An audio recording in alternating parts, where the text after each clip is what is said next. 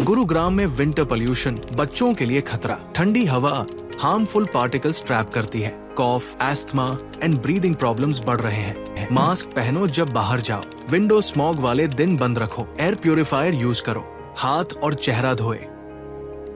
बच्चों की सुरक्षा के लिए रेगुलर चेकअप जरूरी है।